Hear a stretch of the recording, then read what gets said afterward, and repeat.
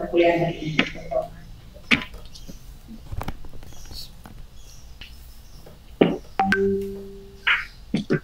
Selesai, ya setidaknya nanti sekali, 2 kali, 3 kali, 4 kali atau berapa kali kita akan ketemu seperti ini, terutama yang di Jogja, dan kalau bisa ya yang di luar juga kapan-kapan ke Jogja lah, ya jangan sampai tidak pernah gitu ya. Nah, yang agak sedikit tanda-tanya itu yang melahirkan sama Mbak Nesi. Sudah 2 bulan lagi ya. Jadi hampir akan lebih enak ketika kita bicara langsung seperti ini. Ya, bagaimanapun kan kita masuk sosial kan. Jadi kita betul-betul bisa langsung berinteraksi dengan enak, berbicara juga dengan bebas.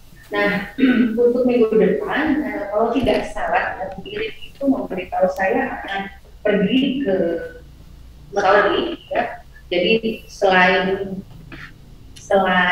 beliau itu umroh itu terakhir, beliau itu mengerjakan satu aktivitas kerjasama Jeddah, dan sebenarnya saya juga, tetapi jadi kita punya kerjasama dengan sekolah Indonesia luar negeri di Jeddah, Riyadh, Mekah, Madinah, ya. Nah, untuk kepala proyeknya, koordinator proyeknya untuk yang terkait dengan kayak dengan talent mapping itu, saya sudah urusan ke Arab Saudi, apakah kita dapat juga dari proses dan juga talent mapping anak-anak yang ini nih, apa namanya, TKI, PMI kerja di Indonesia, nanti itu tapi ngerjainnya online, tapi kalau udah Arab Saudi, jadi perginya dari Jakarta. Saya tanggal 2, tanggal 3 istirahat pakai mas setelahnya tentang presidensi itu ya. Itu hasil kita udah riset, ya kita udah riset profil presidensi dulu, dan sama-sama ini ya, kenapa nggak kesini gitu waktu tapi mikir dulu ya, karena waktu itu masih COVID-nya masih tinggi dan masih kebijakannya nggak jelas juga kan. Kemarin sempat udah keluar negeri keluar ya besok pelatihan, kemudian tanggal 6 kerja ya, tanggal 7 masih nunggu konfirmasi di King South University karena ternyata sangat ribet. Ternyata ini saya lihat sih, ternyata untuk masuk untuk datang itu ternyata birokrasinya lumayan. Yang penting kalau bisa bahasa Arab, jadi kami kemarin harus semuanya suratnya dalam bahasa Arab juga. Kami masih nunggu sih waiting list yang tanggal 7. Tapi kalau enggak, kita mau ketemu sama mahasiswa yang kuliah di sana kayak apa, dan tanggal 8 baru kita ngasih pelatihan untuk dulu di Riyadh. Ini ke beliau karena tanggal 6 45 tuh full activity, tapi di Riyadh itu nggak bisa banyak waktu, jadi kita akan mungkin harus memiliki itu. Ayo ke sana. Kesana saja yang menarik itu satu sih sebetulnya, kalau dari segi Mas menarik cuma satu, kepengen ketemu rumah Allah itu yang paling membuat ya itu. Tapi kemarin itu sebenarnya stressing ya, kenapa kita diminta, karena sudah tentang residensi untuk anak-anak di Arab itu kayaknya sangat penting karena mereka sangat kaku ya. Dan katanya yang di Makkah anak-anak tuh banyak anak-anak yang undocumented, jadi anak-anak yang nggak jelas warga negaranya apa, dari keluarga mana, dan juga ya kita makanya sangat excited lebih kepada pengen tahu sih anak-anak lebih ke situ sih. Jadi masa bangsa kita nggak sesuai ya. Tadi aku mau pamit sudah banyak pesan sponsor nih. Begini kita kapan ya? Biasa untuk melatih ya. Ini ada yang dari Arab? Nggak ada. Masih Tidak ada. Jadi yang tahun lalu ketika kerjasama dimulai di sini, waduh, aku saya kira ya kalau kita sharing ya untuk menarik ya. Jadi tahun lalu sebenarnya OSIS itu minta tolong untuk telemetri untuk anak-anak para guru pekerja migran Indonesia. Sebenarnya kan dan selama 3 bulan memang kita ngurusin itu karena anak-anak ini agak susah untuk keluar dari Saudi dan setiap hari kan dia melihat ibunya bekerja modelnya gitu, bapaknya modelnya bekerja begitu. Nah jadi modelnya itu adalah bekerja pokoknya dapat duit dan tidak berpikir soal pendidikan, sehingga kebijakan dari direktur sekolah ini yang mengajar di Saudi dan juga Pak Sutikno saya dari sini. Iya betul. Oh iya untuk saya dari Paskaha, dia lagi mulai 3 manajemen. Ya, manajemen pendidikan dengan kepala sekolah SILN yang Mekah, juga lagi S2 Pak Jenny. Ya, sama Pak Aryo ya. Jadi ya gitu hasilnya kita membuat talent mapping macam-macam. Jadi tidak semua kan kita melihat. Jadi tidak semua anak-anak itu cocok untuk S1. Jadi kita langsung ini digolongkan ini S1, ini D3, ini hanya BLK dengan penjurusan masing-masing dengan 3 alternatif pilihan. Dan di tahun ini kemarin 2 minggu yang lalu ada bilang memang sebelumnya kita udah diskusi ini ada permasalahan terkait dengan apartemen ada juga kalau diapain ini yang banyak segala macam itu dan terus ya itu anak-anak yang gitu. Iya anak-anak terus juga orang tua plus sebelum ini kan tahun lalu kita terakhir yang di Singapura untuk menangani bagaimana sih menghandle anak-anak yang bermasalah. Nah, namanya mau kopi di sana, tapi ya saya bilang lah dari pagi baru satu ya dan mau kopi.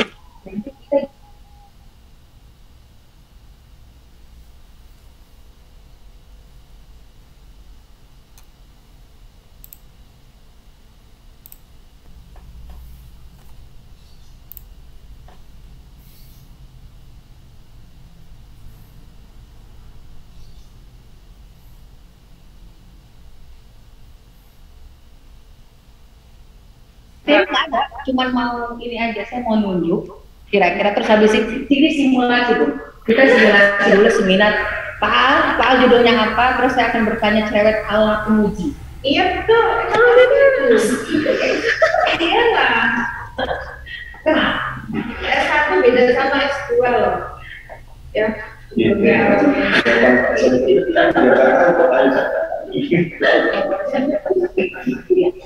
Jadi kita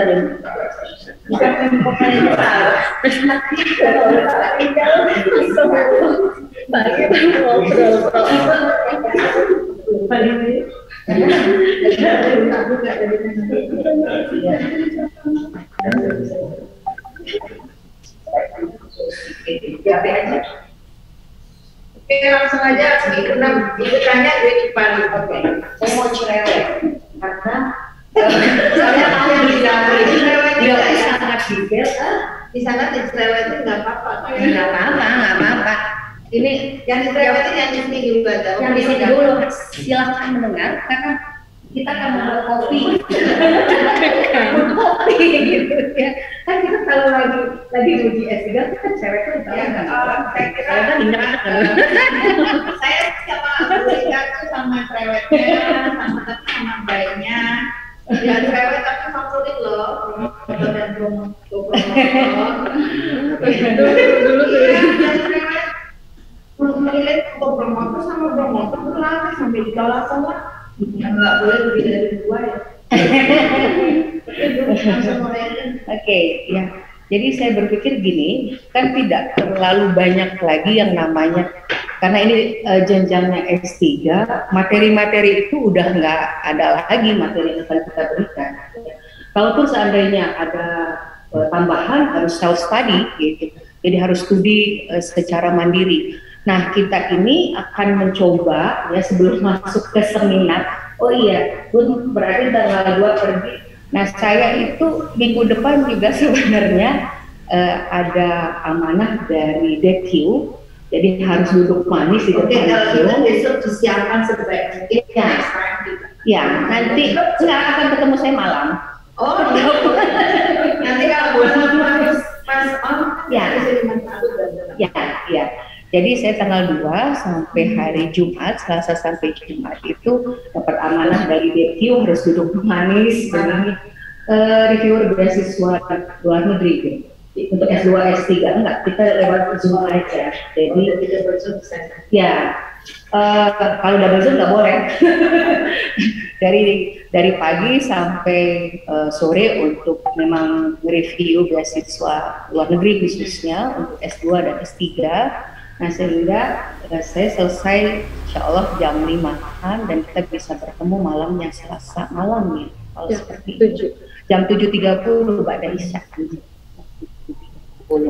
Nah, sebelum memulai ini kalau dari RPS kita akan mulai presentasi di minggu ke siapa yang bagi? Pak Rois mau yang bagi minggu ketiga atau keempat? Kayaknya mulai tanggal 2 besok kita sudah harus presentasi yang bab 1 gitu. Bun, di GC kan nanti pada ngumpul, karena kalau misalnya nggak bisa masuk tambahan ini ya, jadi bisa dikirim dari sana. Saya yang model yang congornya di sini, mulutnya di sini gitu ya. Nah, untuk menuju ke sana, kami yakin para mahasiswa semua sudah membuat gitu ya, sudah sampai bab 3 kan ya, target proposal kemarin kan sampai bab 3 gitu. Sak wujud-wujudnya Bu. Tapi terus berkonsultasi dengan promotor kan ya. Ya, salah satu mungkin strategi yang paling ampuh adalah menempel atau memfigura foto promotor di cover kan ya. biar melek nanti langsung gitu kan, langsung ngerjain. Nah, jadi tapi kita yakin aneh. Kenapa? Ada yang di Quran. Enggak ada yang di sini, makanya kita enak bisa ya, setuju sih. Kita suka. Enggak ada ya. Alhamdulillah. Enggak ada. Jadi kita ini ya, apa namanya? Enggak ada. Makanya dari mana? Kalian ini biasanya pertama. Iya. Pak Nurdiono juga dipasang, Mas Berio ya, Pak Nurdiono. Iya, gitu ya. Nah, jadi artinya kita bebas kepentingan ya. Ya. Tapi nanti siapa tahu pengujinya kita akan ketemu. Ya.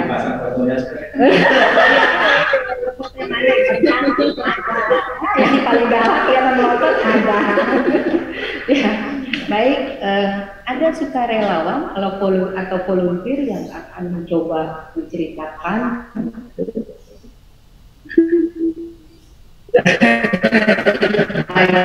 gitu. Pengembangan modul bahasa Indonesia SD kelas C. Ya, Mas Suhardi.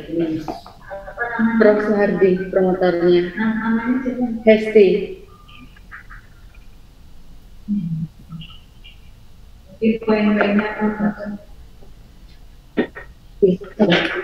Sekarang ya. Assalamualaikum warahmatullahi wabarakatuh. Ada yang sudah dituliskan? Mbak Hesti punya yang bisa ditayangkan nggak? Kalau ada file, nggak ada. Sebentar. Ini aktif WA-nya. Saya kirim masih PPT.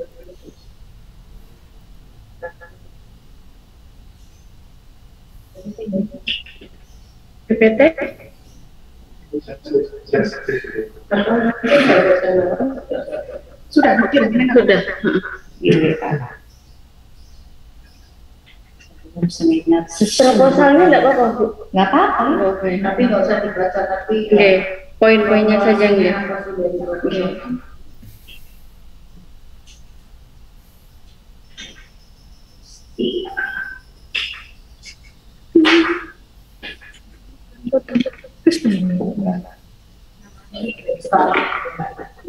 Iya, gitu. Untuk melengkapi. Jadi apa namanya, ketika seminar itu betul-betul sudah 80% jadi. Kan masih beberapa hari nih, sebelum tanggal 2. Udah Sabtu Minggu itu kalau lagi disertasi lewat, lebaran lewat, atau sebelum sampai lulus. Sudah. Pengembangan modul bahasa Indonesia SD fase C berbasis pedagogi kritis untuk meningkatkan literasi kritisisme. Oke. Oke. Izin share screen ya, Bu. Garis besar saja. Oke. Sama kirim di WA juga ya, di grup ya. Oh iya. Baik, ini adalah bab 1 sampai bab 3 yang kemarin sewujud-wujudnya itu, Bu. Jadi yang saya upload itu kurang kata pendekatan. Di pengembangan modul bahasa Indonesia fase C berbasis pendekatan pedagogi kritis untuk meningkatkan literasi kritis siswa SD. Yang kurang apa? Pendekatan. Pengembangan pendekatan. Bukan, sebelum pedagogi kritis itu ada kata pendekatan. Oh.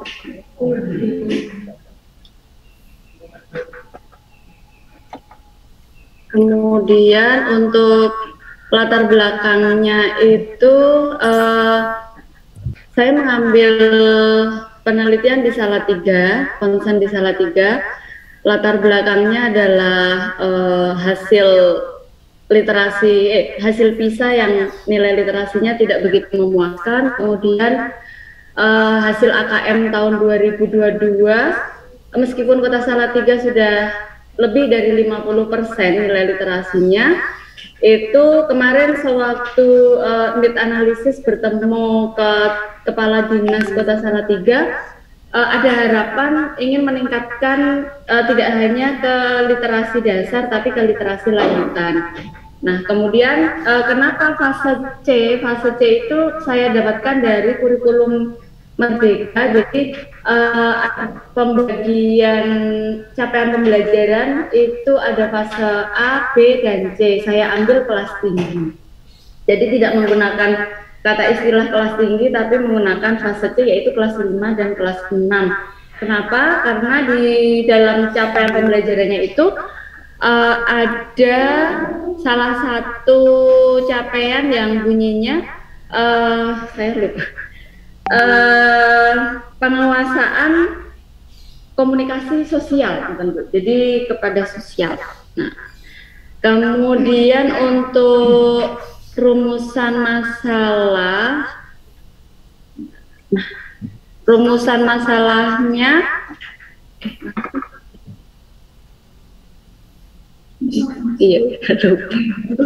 lupa sendiri. Bagaimana pembelajaran bahasa Indonesia di Kota Salatiga, kemudian bagaimana model pengembangan modul mata pelajaran bahasa Indonesia fase C berbasis. Kok saya ini ya? Ini kesalahan Jadi dulu itu mau ada moderasi beragama, tapi tidak jadi, Bu. Variabel itu saya hapuskan. Jadi bagaimana pengembangan modelnya, kemudian ketiga bagaimana kelayakan dan keabsahan, yang selanjutnya bagaimana efektivitas, sebenarnya tambah lagi bagaimana praktikalitas modul hasil pengembangan. Kemudian lanjut ke bab 1. Oh, bab 1. Bab 1.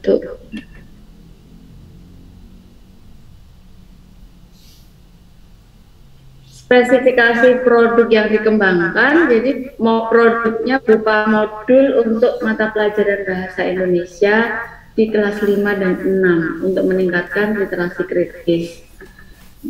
Kemudian manfaatnya asumsi. Nah, manfaatnya produk yang akan dikembangkan memiliki manfaat secara teoritis maupun praktis. Secara teoritisnya, proses pengembangan produk ini dapat dijadikan sebagai pijakan maupun referensi bagi peneliti lain. Kemudian secara praktis, produk yang akan dikembangkan bermanfaat bagi guru untuk sumber belajar alternatif dalam mata pelajaran bahasa Indonesia. Sebenarnya di SD itu kan sudah ada buku pegangan, buku tematik, tetapi kemarin hasil analisis kebutuhan yang saya sebar di seluruh SD negeri dan swasta Kota Salatiga itu hampir 70%, jadi 68%-an itu menginginkan adanya tambahan referensi khususnya untuk belajar bahasa Indonesia yang bisa meningkatkan literasi. Begitu asumsi pengembangan.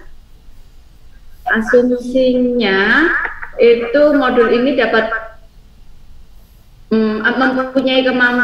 modul ini mempunyai struktur yang dapat meningkatkan kemampuan siswa supaya dapat merespon teks-teks bacaan atau informasi lisan yang berkaitan dengan fenomena atau problematika sosial. Aktivitas literasi kritis meliputi analisis, evaluasi, dan sintesis. Dari aktivitas-aktivitas tersebut diharapkan akan menumbuhkan inovasi, penyelesaian masalah, dan kemampuan beradaptasi dengan perubahan zaman yang cepat.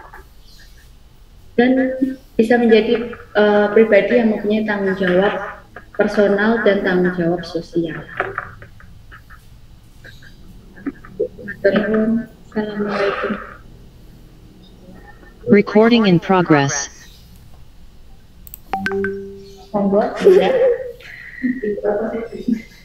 kumpulkan yang saya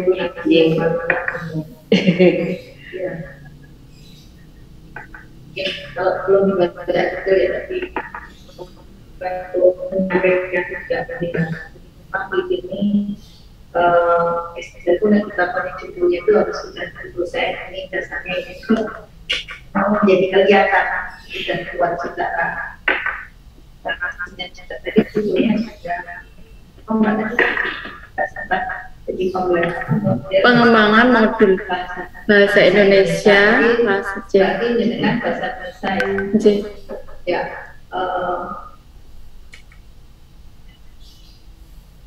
di sini ada kegalauan pertama kan literatur kritisnya masih rendah. Itu yang dijadikan dan modul basis literatur kritis. Jadi harusnya di dalam pendahuluan itu Anda menunjukkan kenapa literatur kritis itu menjadi sebuah masalah yang kita rasakan. Jadi kalau Anda bilang itu berarti produk itu akan dibuat untuk mengatasi literatur kritis. Jadi nampaknya dari sejak pendahuluan Anda langsung dikotamu gitu ya. Dikotamu itu nanti dikotamu itu sebagai yang mungkin pilihan ada, tetapi itu menjadi big problem. Jadi kalau kita bisa menggambarkan bahwa produk yang kita pilih itu adalah hanya untuk kota, tetapi untuk Indonesia itu atau minimal untuk anak SD di Indonesia. Dan kekuatan itu mohon dikuatkan di awal pendahuluan. Jadi literatur kritis masih menjadi masalah apa ya? Padahal literatur itu merupakan misalnya satu tuntutan yang harus dimiliki oleh anak-anak di zaman generasi misalnya itu menjadi problems untuk kompetisi anak Indonesia di SD itu masih minimalis itu yang harus diangkat awal menurut aku begitu. Jadi kita membuka wacana bahwa ada problem literatur kritis. Nah kita ingin mengatasi itu kayak apa? Nanti ketika menggambarkan literasi kritis itu tentunya ada data bisa dari macam-macam, mau dari kisah, apalah mungkin bisa data kondisi di level global atau mungkin di level nasional yang menggambarkan kita masih punya masalah. Dan itu kaitkan, ini kan masalah literasi kritis itu kan tidak hanya di bahasa Indonesia kan, kita bisa di semua level pendidikan, mungkin perguruan tinggi juga masalah.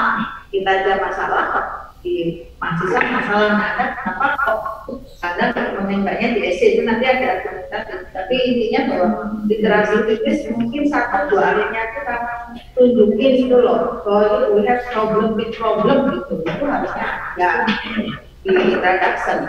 Dan karena itu yang akan kamu jadikan apa fondasi untuk membuat satu formula baru. Nah, itu nanti baru kamu mengerucut bahwa bicara literasi itu kan mungkin bahasa Indonesia yang paling dekat ya mungkin dari mana literasi, tapi sebenarnya literasi itu ada di mana-mana. Literasi matematika juga harus kritis, semuanya harus kritis. Cuma problemnya nanti kenapa literasi kritis dipersoalkan? Literasi itu kan macam-macam, itu harus ada kayak nggak tahu belum membaca dari narasi kamu belum membaca itu yang kugarokan. Ya, jadi seorang peneliti pengembangan riset development itu harus tahu betul apa yang akan bikin itu karena orientasinya bikin produk dan produk itu untuk mengatasi masalah. Nah, untuknya itu tadi yang nanti dikaitkan dengan kelayakan dan efektivitas. Jadi produk itu nanti betul-betul bisa mengatasi si literasi kritis itu kan logical thinking-nya kayak gitu. Nah, kamu menawarkan dengan cara apa? Ya, modulnya itu berbasis pendekatan pedagogi kritis lagi ya. Nah, kenapa pedagoginya kritis? Harusnya ada satu alinea lagi yang menunjukkan bahwa literasi kritis itu sudah banyak dilakukan. Caranya A, B, C, minimal ada lah kita 1, 2. Kita sudah melakukan banyak cara untuk mengatasi literasi kritis, tetapi hasilnya belum optimal karena tidak pakai pedagogi kritis. Misalnya harus ada, jadi semua argumentatif ada di dalam introduction. Jadi kita menggambarkan si A sudah bilang literasi dengan problem solving, literasi mungkin dengan storytelling, ya mungkin kan aku nggak tahu kan. Jadi ambil benar-benar yang bisa menunjukkan bahwa literasi kritis sudah banyak diatasi, tetapi belum efektif, apalagi konteks Indonesia misalnya begitu. Ada narasi itulah satu jurnal gitu ya Pak, bisa riset bahwa yang kamu bikin itu new gitu loh. Kamu punya pedagogi kritis loh. Nah, kamu menawarkan pedagogi kritis mungkin argumentatifnya sama-sama kritis kali ya, atau mungkin sama-sama punya mungkin satu, kalau dalam bahasa satu makam gitu ya, satu aliran kali ya. Itu pun harus dilihat kenapa pedagogi kritis, kenapa nggak pendekatan storytelling, kenapa nggak pendekatan apa? Pendekatan budaya bisa itu ada salah sama anak-anak suka kritis terus keren pedagogi kritis argumentasinya logis. Ada pergaulan tadi yang paling sulit menurut saya itu bikin proposal terus saya pergaulan yang paling sulit karena di sini originalitas kita untuk menyampaikan problematik yang kita galaukan itu jangan menurut deh. Menurut siapa? Menurut dirimu. Kalau menurut orang lain itu hanya ini loh yang menggalaukan itu juga berita sama dan juga dibahas oleh berita dan juga hasil riset. Tapi teman problematiknya yang kita yang menentukan gitu. Itu mungkin ini bahasa jurnal ya. Jadi tidak ditolak-tolak ya karena belum bisa bikin statement problematik yang bagus.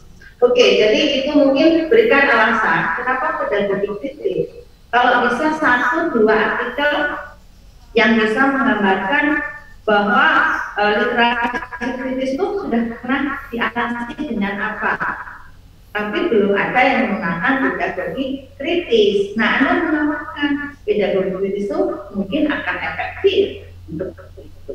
Nah, jadi itu dasar pemikirannya. Jadi ada semacam tarik-menarik argumentatif baik secara substansi maupun secara empirik. Jadi mungkin sudah ada pedagogi kritis di Singapura dan hasilnya bagus. Nah, Anda bilang pedagogi kritis bagus secara substansi dan empirik sebagaimana hasil risetnya misalnya dan di Indonesia itu belum bicara soal hasil. Hasil itu kan yang kurikulum Merdeka Belajar itu nggak menarik, siapa tahu hasil. Apa nggak ada kalimat mendukung kurikulum yang kekinian. kelas itu lebih masuk tinggi, tapi kenapa nggak ketika belajar di kelas kan lebih apa ya, ketika belajarnya konsep, kemudian kelasnya jelasnya masuk itu untuk diri untuk apa nggak ide dan seksi. Saya kira itu masukan saya. Kemudian dari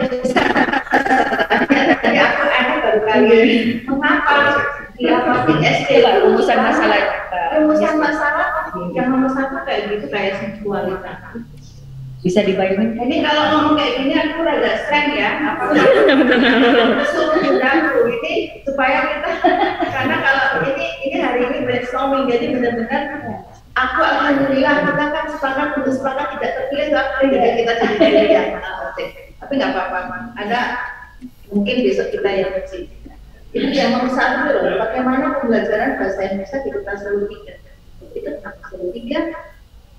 Kalau kemarin dari promotor itu, jadi berangkat dari yang lokal, apa yang ada di lokal itu yang menjadi modal untuk kemana-mana gitu. Dari Indonesia di waktu itu kan ketika mengembangkan tahap perkembangan itu kan ada pakai kodenya apa, sebelumnya pakai punya siapa, IDA kan pertama kan ada analis nah itu kalau di situ ada sebuah panggilan Solo itu loh.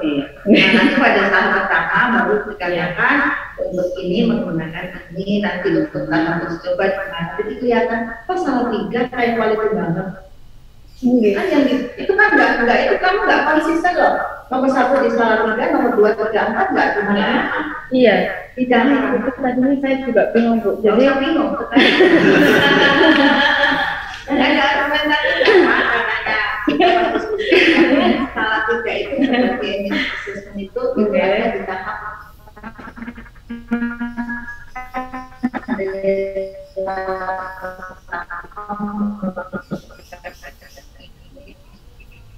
awal mana itu ini selalu itu kurang. Nah itu apalagi sudah nggak bisa itu, tambah nggak bisa juga. Kenapa disolusinya kenapa bisa itu saya berpikirnya itu bahwa analisis masalahnya ada di beberapa kota, paling tidak di Jawa Tengah, tapi katanya berawal dari yang terpilih dulu, jadinya kalau itu memang dari anak kita dari tingkat 1. Tingkat 1 second dan tingkat 2, tapi kan untuk takaran ini kan karena itu sebagai apa menguat bahwa makanya sendiri bisa jangan kita ngomong masalah itu kamu kuatkan. Penulis riset development itu kan aku bukunya itu bisa dipakai di mana-mana, buku aja bisa dipakai kemana-mana. Tapi boleh lah, kita memang punya sense itu harus dari satu kayaknya perlu ada satu itu sudah bagus. Kita punya sense bahwa masalah sulit itu sih Bu, jadi saya senang jadi bapak tanya coba scroll sebentar yang apa yang saya katakan yang nggak ada ya tidak ada padahal itu cuma bisa dibayangin Prof. Irin ngelihat dalam waktu 25 menit pertanyaannya udah begitu itu sisa artinya gitu loh Bu, kita para mahasiswa ini harus betul-betul aware gitu. Kelihatan banget jeglongannya sekian menit gitu. Artinya betul-betul harus siap dan apa ya untuk mengkaji sehingga jeglongan itu udah nggak ada lagi gitu. Karena sekian menit jadi kita bisa melihat secara scanning gitu. Ini gitu. Ya, karena yang pertama itu harus sense of crisis-nya dan kita mengungkapkan kita bahwa itu masalahnya bukan masalah yang mikro. Meskipun riset development itu sebenarnya begitu masalahnya masalah apa? Ya, kalau mau kualitatif misalnya grafik itu masih request-nya pada proses. Tapi kalau ini ada big problems dan aku butuh bikin satu formulasi dari proses itu kepalanya kayak gitu nih. Makanya kadang riset development kok terlalu kemarin juga mungkin sih ya oke lah aku nggak mau coba kamu bikin itu bab pendahuluan makeover lah, tapi nggak apa-apa aku ambil jadi Kan itu kan menjadi pikiran-pikiran problem banyak orang. Ini dan aku lebih sama aja semua yang dibicarakan yang dikatakan oleh Prof. Iri itu udah semua di sini. Jadi hal yang perlu diingat itu adalah rumus ketika kita itu menulis artikel ilmiah tidak seperti populer. Ya, pertama fokus, konsisten, continue. Jadi rumusan masalah itu tidak tiba-tiba turun dari langit seperti itu, gitu ya. Artinya kalau itu D, munculnya dari C. Ya, kalau yang kita tulis di C munculnya dari B dan B munculnya dari A. Ya, jadi artinya fokus, konsisten, continue, detail. Detail itu dalam artinya disertasi itu nggak perlu sebenarnya gitu, ya. Ya, tetapi yang memang betul-betul bisa mengungkap itu secara jelas gitu. Ditambah lagi dengan penggunaan bahasa yang memang bagus. Gitu. Kadang-kadang kita ini lapang kata, apalagi di awal-awal semua mau dimasuk-masukkan gitu ya, sehingga nyaman sebenarnya gitu. Terakhir tentu saja ya riset itu harus up-to-date. Ketika kita bicara beranjak dari permasalahan seperti tadi ya Prof. Irin bertanya, di sini kan untuk meningkatkan literasi kritis ini sudah ada di sini. Ini raport hari ini. Ya ada apa gitu, problem apa dengan literasi kritis? Dan kalau misalnya, kalau saya sebagai penguji, kenapa menyebutnya mesti literasi kritis sih? Kenapa nggak literasi saja? Nah itu hal-hal seperti itu tuh harus bisa dijawab gitu. Kita waktu yang literasi kritis itu memang ada susah. Kemudian saya juga bagaimana meningkatkan kemampuan literasi kritis untuk berbasis sastra. Itu kemarin tuh akhirnya ya literasi kritis itu bukan agak sedikit dia mengalami kesulitan untuk menggali datanya di level SD, poinnya dihilang. Iya. Karena itu kaitannya, kembali lagi karena ini levelnya SD, proses perkembangan kognitif anak SD itu sampai segitu apa enggak? Yeah. Jangan-jangan di level SD itu hanya sampai literasi aja, udah bisa gitu loh. Artinya menggali datanya yang contoh itu ya sudah sampai literasi aja. Tapi kalau misalnya sampai kritis, apa iya dia bisa? Karena pertanyaan berikutnya juga nanti ada nomor 6 ini. Ya, ini SD maunya siswa SD kelas berapa sih? Kan nggak mungkin membuat modul itu untuk dari kelas 1 sampai kelas 6. Sehingga pertanyaan berikutnya, ini literasi kritis problemnya ada di kelas berapa? SD kelas berapa? Dan itu kaitannya dengan ciri khas anak itu gitu. Ya, jadi harus betul-betul jelas ini modul, saya membuat pengembangan modul ini itu untuk kelas berapa. Itu satu. Jadi sih kenapa nggak literasi aja? Apa sih arti pentingnya? Kenapa itu mesti ditingkat-tingkatkan? Ya jadi nampaknya tadi belum terlihat. Gitu. Ini sepintas ya Mbak Hesti. Mohon maaf kalau seandainya terlewat gitu ya. Nah tadi seperti Prof. Irin juga. Setelah dari situ, kenapa dan bagaimana obatnya selama ini untuk terkait dengan literasi kritis itu? Apa yang dilakukan oleh guru-guru SD untuk meningkatkan literasi kritis selama ini seperti apa? Ya, misalnya ada model A, model C, modul A, modul C, modul B, kita tahu. Nah, kalau kayak gitu kelemahannya apa? Sehingga akan muncul arti penting pengembangan modul ini, gitu Mbak Hesti. Ya kan kita kan lihat dulu sebelum kita membuat obat baru kita harus tahu dulu efektifan modul yang lama itu seperti apa atau cara yang lama itu seperti apa. Kalau yang lama tidak ampuh ngapain kita nggak buat kayak gini, kan logikanya begitu gitu. Sehingga itu harus dijawab ya kenapa gitu, ada apa yang selama ini proses pembelajaran kah atau strateginya atau modul-modulnya kah sehingga masih ada problem itu di SD kelas sekian ya. Nah kemudian pertanyaan berikutnya tadi benar kata Prof. Irin, mengapa fase sih bukan fase-fase yang ini ya, apa sih gitu, kenapa mesti di fase itu gitu, fase C itu gitu. Jadi artinya semua itu harus dijawab dari judul tadi ya. Nah terus itu masuk. Mengapa pendekatan pedagogi kritis? Kenapa bukan pendekatan lain? Apa sih kelebihannya? Kayak gitu ya, dibandingkan dengan yang lain pendekatan. Jadi di situ kita harus mencoba kita mengkomparkan dengan pendekatan lain sehingga kelihatan bahwa pendekatan yang namanya pedagogi kritis ini adalah lebih moncer, lebih manjur dibandingkan dengan yang lain. Bang, kita mau jualan obat baru, jadi semuanya harus betul-betul kita angkat. Jadi kita komparasikan. Udah ada belum Mbak Esti? Belum. Oke. Nomor 1 tadi sudah ada? Oh belum. Oke. Nomor 2 belum. Nomor 3 belum. Cukup. Jadi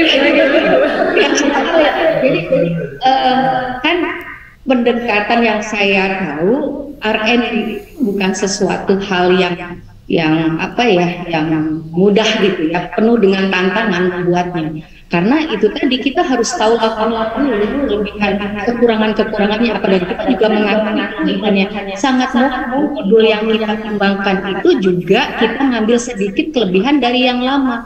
Kan boleh saja dengan alasan tertentu bahwa terbukti gitu di bagian modul yang ini ada hasil riset yang mengatakan bahwa di bagian itu oke. Gitu. Jadi main problemnya kalau bisa disimpulkan dari dengan apa yang dinyatakan oleh Prof. Irin tadi, pertama main problemnya literasi kritis itu ada apa, problemnya apa gitu. Dan tambahan saya, kenapa mesti ada kritis, kenapa nggak literasi aja, ini kelas berapa sih gitu. Apakah iya anak kelas 1, kelas 2 sudah bisa kita mengatakan dia bisa kritis? Belum ya, kalau menurut Jean Piaget ya itu masuk ke kelas SD tinggi, itu pun ya baru mulai tahapan perkembangan kognitifnya tuh baru mau mulai mencapai itu, sehingga ketika dia berpikir alat critical thinking atau analytical thinking itu tanda tanya besar sebenarnya gitu. Kalaupun seandainya ada yang begitu, itu mungkin nanti tidak bisa kita katakan itu adalah pola yang umum. Itu hanya kasuistik saja, anak-anak yang mengalami percepatan perkembangan kognitif. Gitu. Nah, jadi harus dijawab. Kemudian itu tadi apa? Mesti pengembangan modul. Emang ada apa dengan modul atau cara selama ini yang ada di pasaran kayak gitu. Ya baru nanti terakhirnya konteksnya di Salatiga ya, tetap harus dimasukin. Baru mengapa fase C, mengapa pendekatan ini, dan harus dikomparkan dengan yang lain. Kalau saya misalnya Prof. Suhardi ahli bahasa Indonesia. Nah, jadi kalau kata beliau misalnya ya, saya taunya tuh begini gitu. Pendekatan ini yang muncul. Terus Mbak Hesti mau jawab apa? Kalau tidak dikomparasikan, tidak ada kelebihan-kelebihannya. Boleh tanya nih, sana dulu. Oh, tanpa. Ya. Di mana ekonomi dari di mana di literasi mungkinnya diganti literasi transformasi. Karena 10 tahun yang kedua saya belum tahu ya. Dan dia nggak benar itu dipakai. Ini masih ini pertanyaannya yang pertama, kalau tadi kata Berita yang kelas 5 dan kelas 6 itu sepertinya baru, kalau di tahapan kognitif baru kayak mulai gitu. Boleh tidak di redaksi judul itu bukan meningkatkan tapi seperti menstimulus atau merangsang, atau jadi modul itu mempersiapkan anak nanti ketika dia di kelas yang lebih tinggi SMP dia sudah mempunyai pola pemikiran secara kritis, literasi kritis. Ini untuk kelas berapa? Kelas 5-6 Bu, pas cek kelas 5. Semua itu boleh asal Iya. Iya, karena itu ada uji coba, ini itu ada memang harus saya mahasiswa yang sudah senang, sudah memilih metode penelitian riset development itu untuk saya dia itu orang yang punya dua kompetensi itu sekaligus. Yang pertama itu dia seorang desain produk riset yang bagus, yang kedua itu ahli statistiknya. Kalau aku punya riset RND saya, nggak punya nggak ahli dalam satu, tapi tim ahli gitu. Jadi memang harus ada uji Pak, ada uji itu hanya tadi Anda kan efektivitas yang sebelum kayak gini setelah gunakan Oh ya, jadi harus terukur di situ ya. Jadi maksudnya harus ada kata-kata di judul meningkatkan, tidak bisa diganti dengan redaksi lain, bukan terasa kok nggak ada ya, nggak pertama karena yang pertama orang bisa ya ada ini apa ya juga ada intervensi kita dan pengukuran harus ada pengukuran. Kalau mau diganti seperti Mbak Hesti tadi, stimulasi terus mengukurnya, pengukurannya harus dilihat sampai detail gitu. Kalau enggak jangan juga sangat kecil aku sudah dokumentasi. Karena kemarin ada masukan juga, kebetulan dari Mas Ida sama-sama dari konsentrasi bahasa Indonesia, itu kalau tahapan segitu kan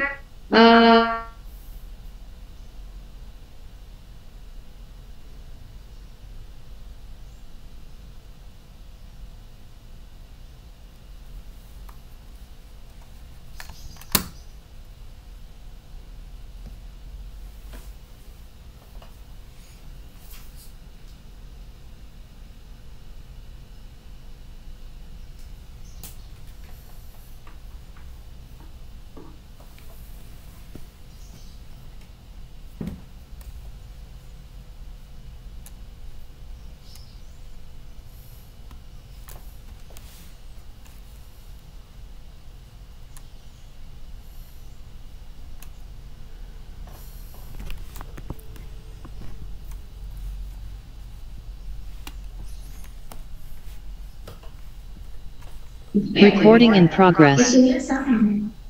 Karena itu deh, jadi makanya ibu harus nanti mengeluarkan aja sih kalau memang menurut ini, bukan ini nggak bagus, oke.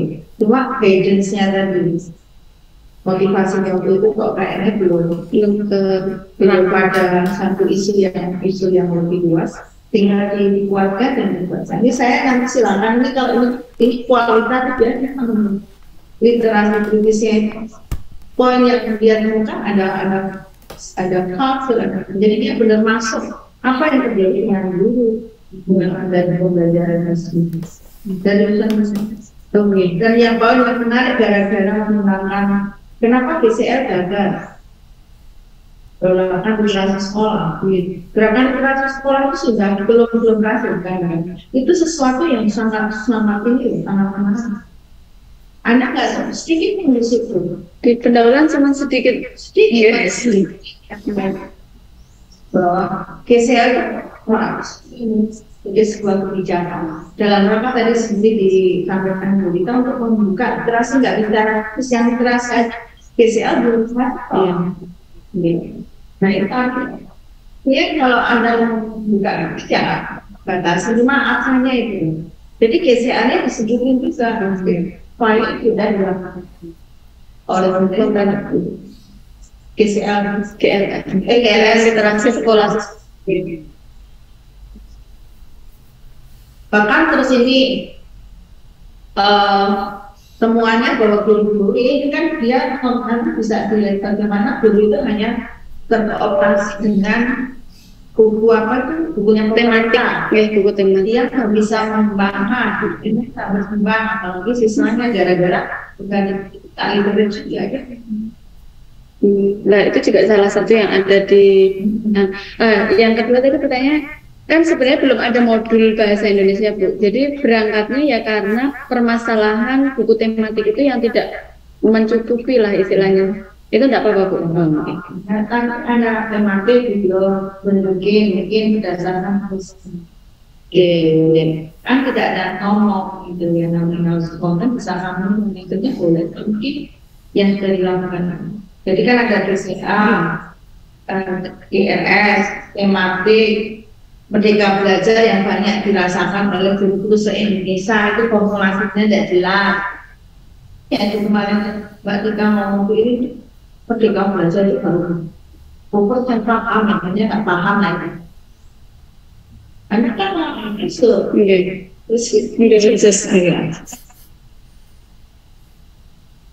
jadi memang kita nggak bisa ini ya, ini takarannya udah semacam Anda harus melakukan semacam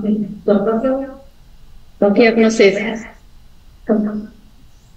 proses. Iya. Itu sebelumnya itu loh. Itu adalah proses. Nggak ada hasil. Oke, karena ini akan berfokus. Oh, itu cukup nanti dia dalam nggak bisa katanya dalam. Ya, ada teman-teman. Tapi setidaknya pola yang R&D itu mestinya mirip-mirip ya. Pertanyaannya tuh akan mirip-mirip seperti itu. Di setiap judul itu, yang ada di judul itu akan ditanyakan pertanggung jawabannya ya one by one begitu. Terus referensinya mana, alasannya apa kayak gitu, sehingga betul-betul mendalam gitu, betul mendalam. Ya, di sana nggak belum itu ya, ini kan malam Pak Esti nanti yang langsung bleng gitu, baikin gitu ya. Siapa Bapak ngomong? Pak Al Eldul, Pak Al Eldul, Pak Al, ayo Pak Al.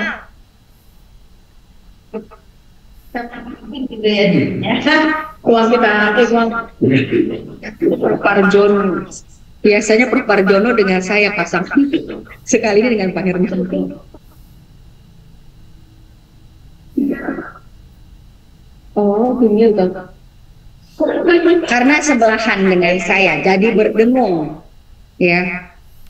Nggak apa-apa. Nah sekarang, iya.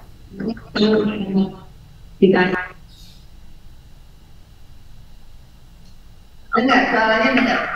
Suaranya cukup dengar. Suaranya dengar tidak? Prof Irin, Ini kan dengar tidak? Halo teman-teman? Wes Kedengeran?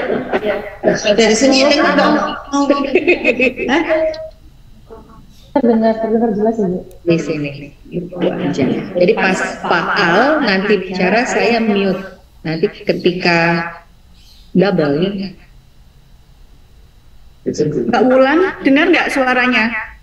Terdengar jelas kok, jelas. Anak kelasnya di Oke.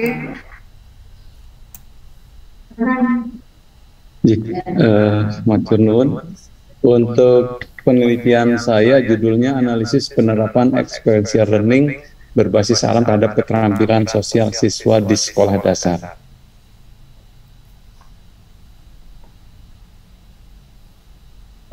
Jadi kok tidak berubah?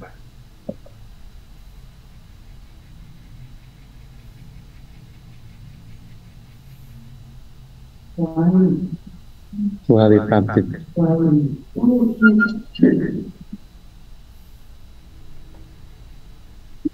Jadi saat ini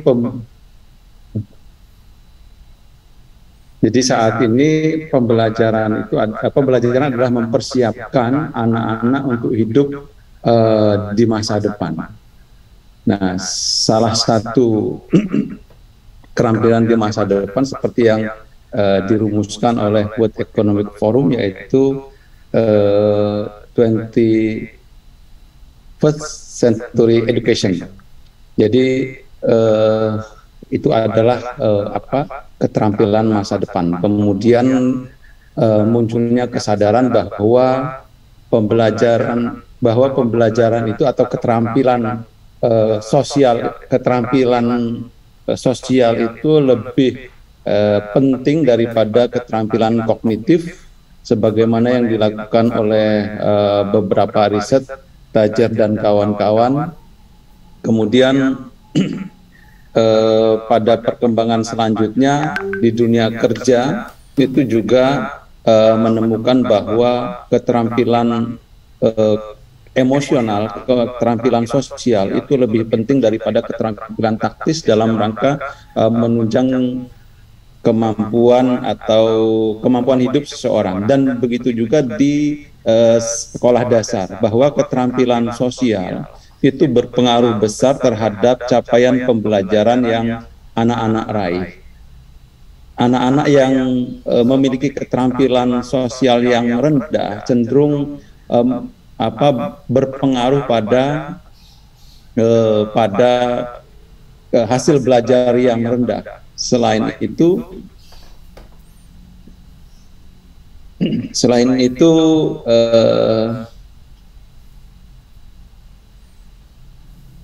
keterampilan sosial yang rendah menciptakan mereka tidak bisa bersatu atau menjadi bagian dari komunitasnya, padahal dalam perkembangan anak usia SD itu kelompok menjadi penting begitu dalam perkembangan mereka.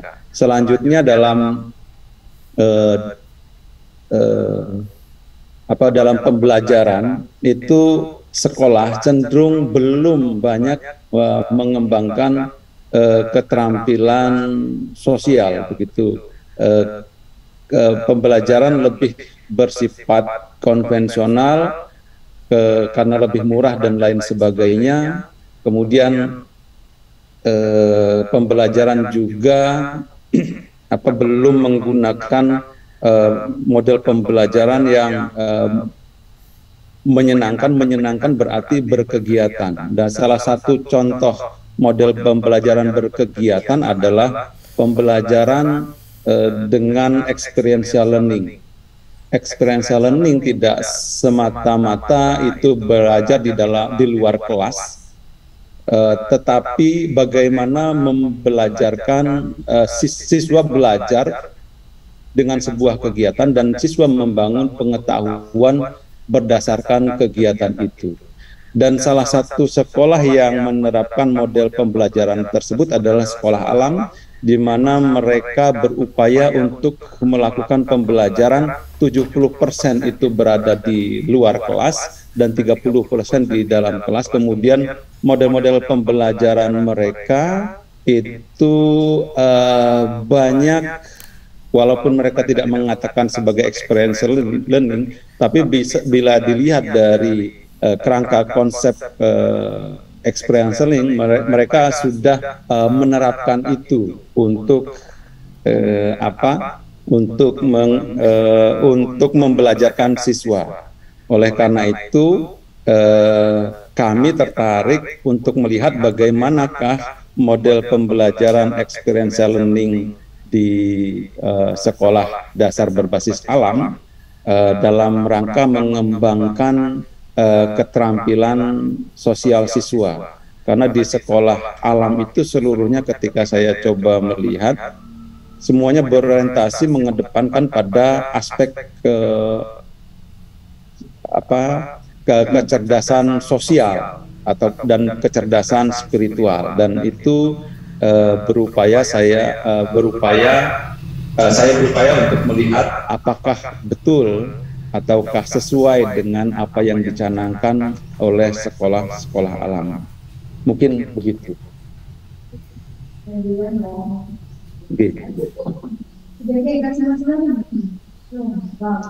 Identifikasi masalahnya belum, masih.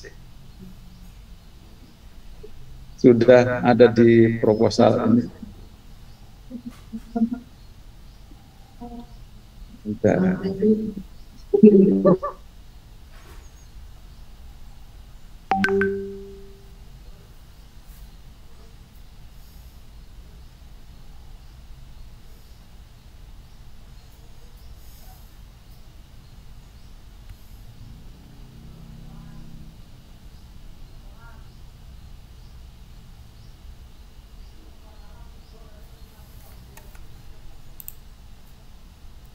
Mati.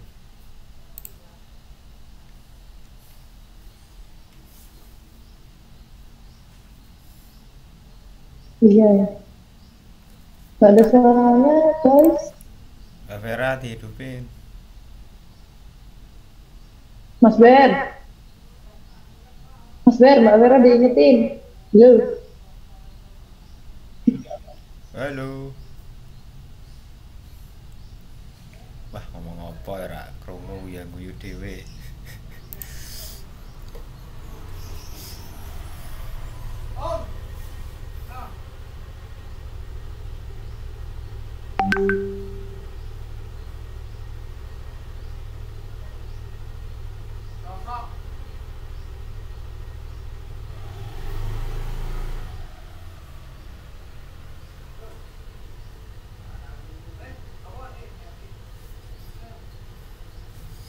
bikin aja sudah setengah mati ya.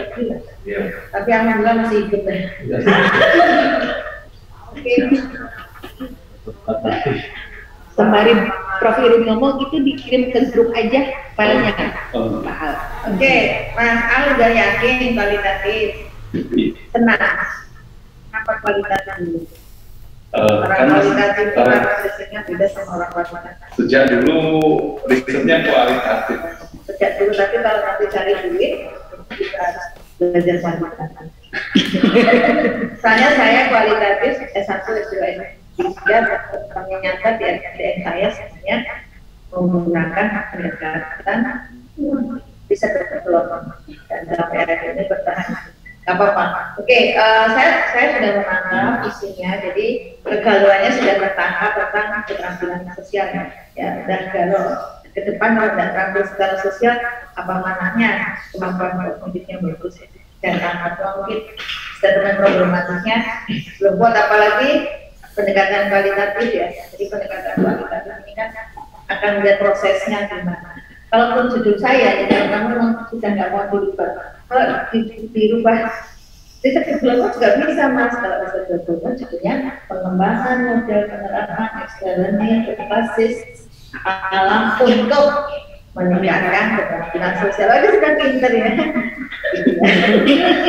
Jadi pengembangan model eksternal berbasis alam untuk keterampilan sosial. Tadi misalnya keterampilan sosial sudah meskipun tadi kayaknya masih belum kuat secara sama Sunda ya, jadi masih perlu ada data-data pendukung. Tadi Anda sudah menunjukkan tuntutan masa depan keterampilan sosial lebih. Ini banyak di situ. Itu kalau kuat riset development mas. Jadi nanti menghasilkan 3 pertanyaan: bagaimana modelnya, bagaimana kelayanannya, bagaimana efektivitas. Itu kalau terus saya pengen tahu sekolah alam itu gimana eksperimennya. Nah, kamu kualitatif mau lihat prosesnya.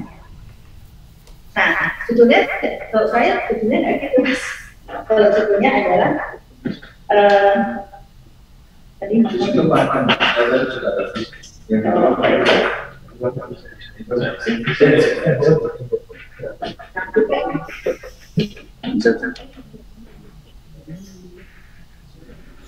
dikirim ke WA ya, filenya ya. Yang di sini nggak ada, bisa Apa ya?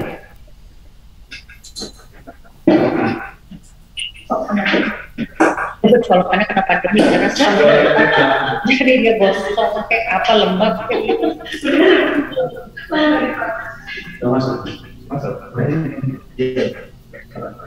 Buat panas di sini gitu loh.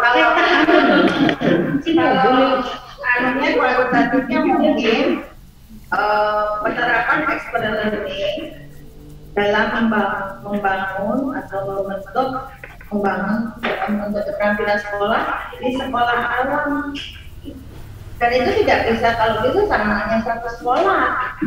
Nanti dari kan S3 itu kalau bisa kan menghasilkan formulasinya eksperimen itu yang seperti apa sih yang dikembangkan oleh sekolah untuk pembangunan. Itu tidak pakai mengukur tapi benar-benar melihat konseptualisasinya, menemukan formula. Jadi Anda melihat apa sih eksperimen gitu, terus bagaimana mengapa memilih eksperimen, bagaimana cara mengembangkan eksperimen, bagaimana itu keterampilan sosial itu kamu tidak benar itu di sekolah. Terus nanti kalau biasanya kalau saya menyarankan 2 sekolah alam yang memang dalam tanda kutip yakini menerapkan itu, sehingga kan akan melihat ada formula sekolah alam untuk eksperimennya kayak ini terus ini loh dengan karakteristik tertentu. Ada argumentasi kenapa sekolah alam A, kenapa sekolah alam B, itu hasilnya lebih bagus itu. Tapi biasanya kalau nggak ada waktu, banyak mahasiswa tuh awalnya 2, karena nggak ada waktu, jadi udah deh selalu deh kasihan nggak lulus daripada tidur. Tapi saya sampaikan supaya nanti kalau buku dari sana itu menurut saya akan mewakili semua kondisi sekolah alam yang dalam asumsi kami itu adalah sekolah yang punya proses mengembangkan keterampilan sosial lebih baik dibandingkan sekolah Kalau pakai alam, kalau tidak alam ada komparatif yang alam kayak apa, yang tidak alam kayak apa. Kenapa? Karena keterampilan sosial emang yang diajarkan cuma di sekolah alam, emang di sekolah negeri juga kalau bilang itu kan juga ada negatif. Oh iya, kasihan dong sekolah negeri yang bagus, penetral yang bagus daripada sekolah alam. Kemarin kami punya mahasiswa S3, dia juga fokus ke pendekatan holistik untuk pendidikan MI, multiple intelligence di sekolah alam. Dia ngambil sekolah tidak sama. Dia ngambil beberapa sekolah dan dia menemukan perbedaan dan dia membangun satu formula. Ini loh, kalau ingin menjadikan sekolah itu mampu menggunakan MI yang lebih baik itu kayak jadi dia dari dua sekolah itu menghasilkan satu formula, satu resep konseptualisasi. Jadi menurut saya pertama argumentatif di latar belakang akan sangat berbeda misalnya nanti memilih pendekatan fenomenologi dan juga pendekatan riset development. Ya, tapi karena aku menangkap Pak Ali itu juga kegalauannya itu keterampilan sosial itu harus diobatin gitu loh. Iya toh, ketika Anda mengatakan SMA ini belum lebih banyak dan lebih penting mengembangkan keterampilan sosial daripada kognitif, saya juga tidak. Keterampilan sosial tapi kognitifnya tak maju ya tidak cukup lah. Jadi mungkin kalimatnya ya, apakah itu nanti orang membaca dengan masalah dia? Apa memang ada bukti bahwa sekolah-sekolah yang ranking akademiknya itu apa? Rendah itu keterampilan sosialnya lebih tinggi kalau orang ada dia itu sebagai sumber referensi bahwa keterampilan sosial itu penting itu bukan lebih baik menurut saya. Tadi kan aku membaca ya keterampilan kognitif ke depan lebih penting lebih baik. Nah itu kalimat kalimat siapa? Kalimat kakak atau kalimat ini pada riset 1920 siapa? Satu orang dua orang.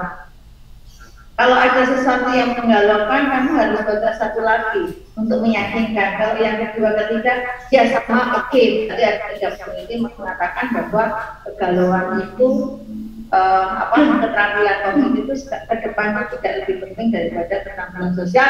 Berdasarkan dalam kurung Rita nomor berapa itu yang menunjukkan berapa bacaan yang kamu setir yang untuk mengatakan kamu punya statement bahwa kognitif itu lebih tidak penting dibandingkan atau keterampilan sosial itu caranya gitu. Jadi kita bisa melihat statement argumentatif itu digoreng itu loh. Jadi bacaan itu menurut si A, si B, si C. Biasanya Bu kita suka baca berapa jumlah sebenarnya. Itu ujian Bu. Tapi rokok-rokoknya urut rokok-rokoknya sakit. Iya Pak nanti kalau tidak selesai satu harus 200.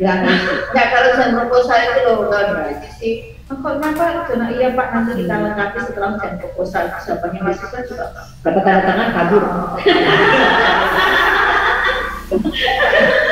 Ya nggak tapi kalau itu sebuah statement yang bagus atau dari itu menarik itu ya nggak apa-apa. Kalau itu keberanian seorang peneliti itu juga berani menunjukkan hal-hal yang bagus. Tetapi jangan ngomong sendirian ya. Residensi itu sangat penting untuk itu berapa 1, 2, 3. Saya stay belajar ya meyakinkan diri istiqomah yang mampu diri kualitatif atau bisa berpilihan. Tapi kalau aku lihat dari para kakak dari penampakan saya kayaknya dia itu ceritanya kualitatif. Kayaknya. Ya, kualitatif. Jadi maksudnya begini Pak, itu penting karena itu akan melalui dasarnya. Tapi kalau kualitatif Anda mengatakan bahwa keterampilan sosial itu belum banyak dikaji secara empirik dan belum banyak contoh-contoh perspektif yang dikaji yang bisa memberikan formula bagaimana keterampilan sosial itu bisa diterapkan untuk sekolah SD. Itu harus ada, jadi dan itu sangat membutuhkan pendekatan proses. Nah, proses itu kan kualitatif fenomena. Tapi bikin kualitatif ya, bisa development tadi ya. Bedanya di mana? Bedanya di mana? Kalau kualitatif sama kuantitatif. Kata dosen saya sekarang